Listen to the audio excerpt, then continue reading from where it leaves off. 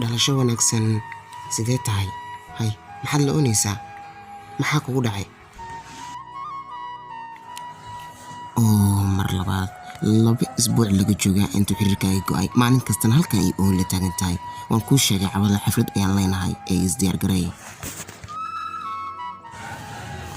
Saaxiibkeena fiican ma dareemay. Maxay tahay problemka? Iyadoo gabadha ugu fiicnaa weliga arkay. Markuu bilowday kalagoyna maxaad ii sheegtay inay iyadu ku inkirto? Waan dhahay iyadu ima daryeesho, sabab la'aan way la dagaashaa, way caasaa, way iga hoosaysaa. dareen xun iyadu way ka qabtay. sidee ku noqotay gabadha ugu fiican? Ma taqaanaa macnaha fiicnaan?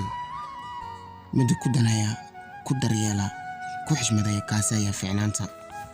inaad si camalo qof ugu daba cararidna kaama dhigayso adigo. haddaad rabto fiicnaanta nolosha ka soo tag niyadjabkaasi iyo dhuxaasi oo hore u soco. nolosha sidaas ay ku fiican tahay. saaxiib waxaad ii sheegtay waxaa sax ah. sacay isbedel aan xafladaynayo.